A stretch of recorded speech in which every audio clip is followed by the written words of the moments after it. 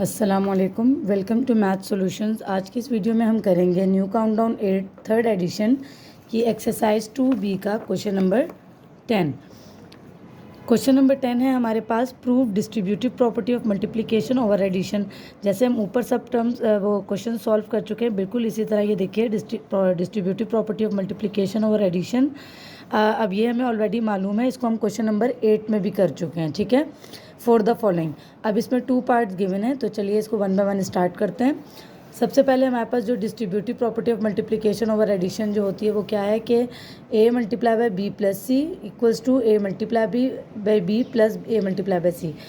इसको मैं पिछले क्वेश्चन में भी अच्छी तरह से एक्सप्लेन कर चुकी हूँ कि जब मल्टीप्लिकेशन ओवर एडिशन का क्या मतलब है कि एक टर्म मल्टीप्लाई हो रही होती है और बाकी दो टर्म्स को हम ऐड करते हैं। ठीक है, और इसकी राइट हैंड साइड बनाने का क्या तरीका होता है कि a मल्टीप्लाई बाय b लिख दें, देन प्लस और फिर a मल्टीप्लाई बाय सी, क्योंकि ब्रैकेट का मतलब होता है कि जो बाहर नंबर है वो दोनों टर्म से 1 बाय 1 मल्टीप्लाई होगा। ठीक है, तो अब हम इसका पार्ट नंबर 1 सॉल्व करना स्टार्ट करते हैं जी। तो पार्ट नंबर 1 जो है वो मैंने कॉपी डाउन कर लिया, लाइक 7 -0.45 एंड 12।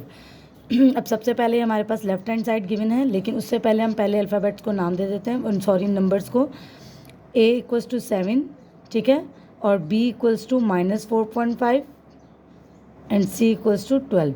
यानी इन नंबर्स को अब हमने a b c का नाम दे दिया। अब हम लेफ़्ट हैंड साइड पहले सॉल्व करेंगे। लेफ़्ट हैंड साइड हमारे पास क्या है, a multiply by b plus C. a is equals to 7 multiply b equals to -4.5 plus c equals to 12। ठीक है, अब 7 विल रिमेन सेम, मल्टीप्लाई को उसी तरह लिखेंगे और अब हमें पहले ब्रैकेट सॉल्व करनी होगी। इस ब्रैकेट को सॉल्व करने के लिए आपको क्या करना होगा कि देखिए माइनस प्लस माइनस होता है, तो 12 में से हमें माइनस करना होगा 4.5 को। डेसिमल का माइनस करने के लिए मैं आपको यहाँ रफ वर्किंग में दिखा देती हूँ। -4.5 प्लस 12 है, माइनस प्लस माइनस होता है, तो हम ग्रेटर वैल्यू है 12 को हम ऊपर लिख देते हैं 4.5, तो 4.5 को हम इस तरह से लिखेंगे क्योंकि ये होल नंबर है 12 और 4 भी। इसमें हमारे पास डेसिमल नहीं है, तो हम कंसीडर कर लेंगे कि पॉइंट के पास 0 है, ये माइनस है और ये प्लस। ठीक है, अब माइनस प्लस माइनस होता है, तो 0 में से 5 माइनस नहीं हो सकते, हम कैरी करेंगे। 10 - 5 5, point will remain same, and 1 को काटा 0, 11 11 - 4, तो 7 आंसर आ जाएगा। ठीक है, और बड़ी वैल्यू के साथ प्लस है तो ये पॉजिटिव ही रहेगा, यानी कि हमें माइनस का साइन शो नहीं करना होगा। तो आंसर क्या आ जाएगा हमारे पास, 7.5। अब 7.5 को आप 5 से मल्टीप्लाई करेंगे, 7.5 लिखेंगे, इसको मल्टीप्लाई करना है 7 से। 7 5 ज़र 35, 7 7 ज़र 49, 49 50 51 52। पॉइंट के बाद एक नंबर है तो यहाँ ये डेसिमल आ जाएगा, सो द आंसर इज़ 52.5।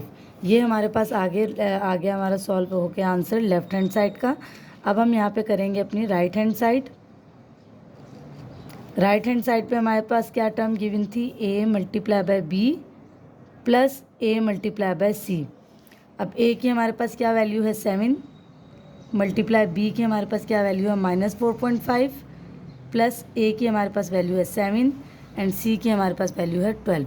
ठीक है, अब डेसिमल की मल्टीप्लिकेशन में आपको पहले भी अभी यहाँ पे बता चुकी हूँ। डेसिमल के लिए हम क्या मल्टीप्लाई करेंगे, 4.5 लिखा एंड देन 7 लिखा, 7 5 ज़र 35, 7 4 ज़र 28, 7 4 ज़र 28 एंड 28 प्लस 3 28 29 30 31। ठीक है, तो ये आ गया 31। पॉइंट के बाद एक नंबर है, तो यहाँ से राइट हैंड साइड से पॉइंट के बाद आ जाएगा ये, so the answer is 31.5 plus.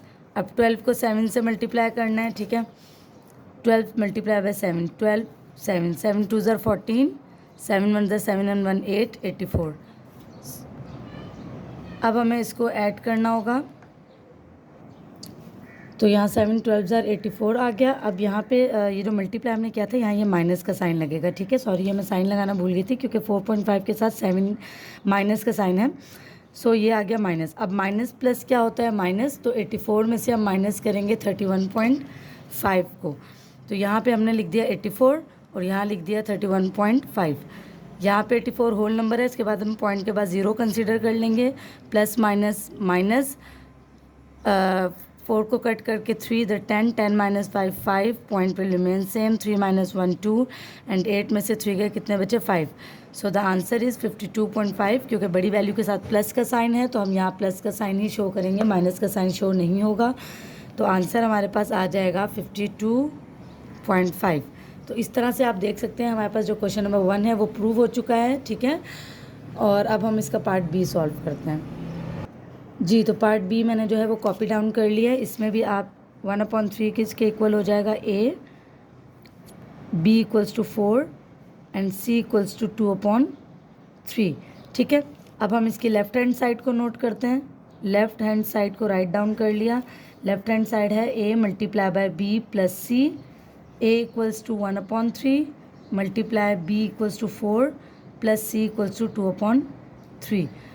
अब क्योंकि हमारे पास ब्रैकेट जो है वो फ्रैक्शन की फॉर्म में आ गई है, मतलब एक फ्रैक्शन और एक होल नंबर, तो इसको हमें एलसीएम मेथड से सॉल्व करना होगा, यानी डिनोमिनेटर्स को सेम करके। इसके अपॉन में कुछ भी नहीं है तो हम कंसिडर कर लेंगे कि 1 है, ठीक है। और फ्रैक्शंस की एडिशन या सब्ट्रैक्शन उस टाइम तक नहीं होती जब तक कि इनके डिनोमिनेटर सेम ना हो जाएं, ठीक है। तो 1/3 will remain same multiply by, अब हमें यहाँ पे वर्किंग करनी होगी। यहाँ पे 1 को हम 3 के इक्वल करने के लिए मल्टीप्लाई बाय 3 कर देंगे और यहाँ पे भी मल्टीप्लाई 3 से कर देंगे। तो 4 3s are 12 upon 1 3s are 3 plus 2/3, ठीक है। अब हमारे पास डिनोमिनेटर सेम हो चुके हैं तो अब हम इसको फर्दर सॉल्व कर सकते हैं।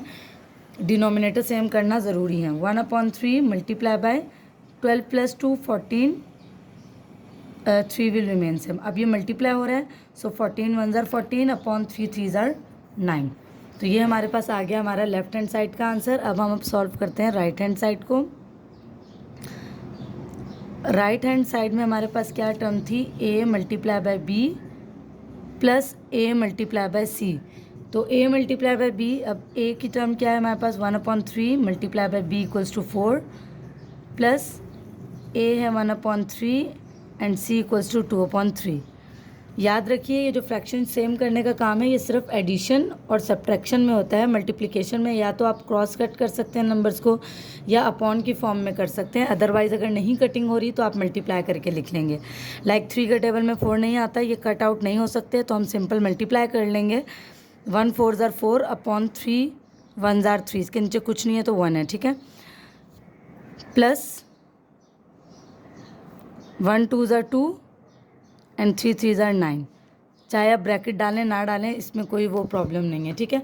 अब डिनोमिनेटर सेम करने के लिए क्या करना होगा? 3 के टेबल में 9 कब आता है? 3 3s are 9, ठीक है। तो जब मैं 3 को 3 से मल्टीप्लाई करवाऊंगी तो मेरे पास डिनोमिनेटर सेम आ जाएंगे। तो जो नंबर नीचे मल्टीप्लाई होता है सेम नंबर से हमें ऊपर मल्टीप्लाई करना होता है। 4 3s are 12 and 3 3s are 9 plus 2/9। अब ये डिनोमिनेटर हमारे पास सेम आ चुके हैं तो अब हम इसको सिंपल ऐड कर लेंगे। 12 प्लस 2 14 एंड 14/9। आई होप आपको ये क्वेश्चन नंबर 10 जो है उसके साथ दोनों पार्ट अच्छी तरीके से समझ आ गए होंगे। अब हम नेक्स्ट वीडियो में इंशाल्लाह क्वेश्चन नंबर 11 करेंगे। तब तक के लिए अल्लाह हाफ़िज़।